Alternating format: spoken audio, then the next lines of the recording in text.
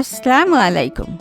ভূমিকম্প নিয়ে ইসলামের বার্তা, আজকের আমল, আগামীর নিরাপত্তা। আজ আমরা পৃথিবীতে যখন সামান্য ভূমিকম্প অনুভব করি, কয়েক সেকেন্ডের দুলুনিতে আমাদের হৃদয় কেঁপে ওঠে। কিন্তু কিয়ামতের দিন সেই কম্পন হবে না, বরং এটি হবে পৃথিবীর চূড়ান্ত ধ্বংস, প্রলয়ের সূচনা।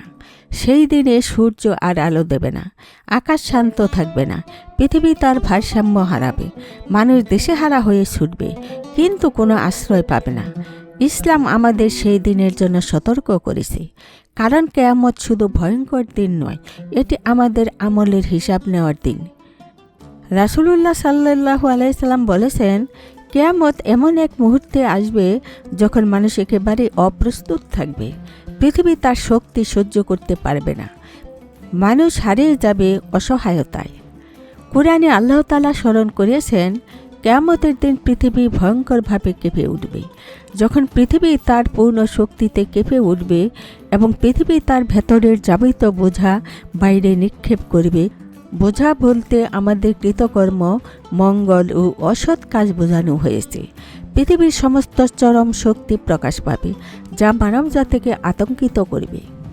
রাসূলুল্লাহ সাল্লাল্লাহু আলাইহি ওয়াসাল্লাম বলেছেন, কিয়ামত আসবে না যতক্ষণ না পৃথিবী প্রচণ্ডভাবে কেঁপে ওঠে এবং পাহাড়গুলো শস্য গুচ্ছের মতো ভেঙে চূর্ণ বিচূর্ণ হয়ে যায়।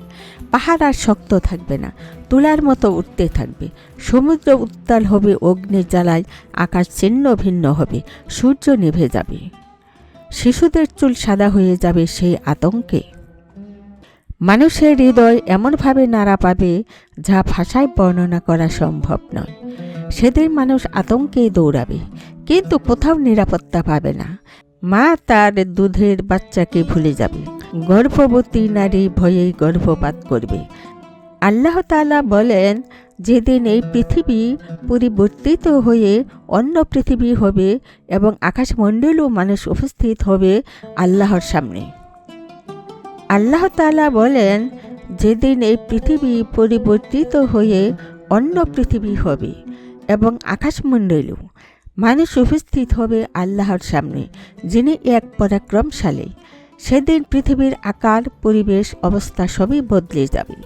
মানুষ ভুলে যাবে সে কে, তার পরিবার, সম্পদ, সম্মান। শুধু থাকবে একটাই চিন্তা, আমার পরিণতি কোথায়। এই ভয়ঙ্কর বর্ণনা আমাদের ভীত করার জন্য নয়, বরং আমাদের সতর্ক করার জন্য। আজই নিজের জীবন ঠিক করার সময়। নামাজ ঠিক করুন, সৎ কাজ বাড়ান, অন্যের প্রতি সদয় হন, পাপ থেকে দূরে থাকুন, তওবা করুন, প্রতিদিন অন্তত একটি নেক কাজ করুন, যেন কিয়ামতের দিন আল্লাহ আপনার প্রতি দয়া করেন।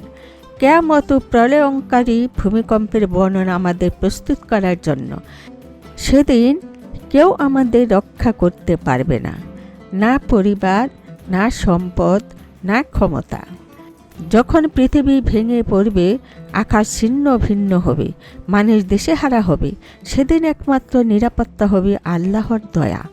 আজই নিজের আমল ঠিক করে ফিরে যাই আল্লাহর দিকে, যেন সেই মহাদিন আমাদের জন্য শাস্তির নয়, মুক্তির দিন হয়ে ওঠে। আসসালামু আলাইকুম।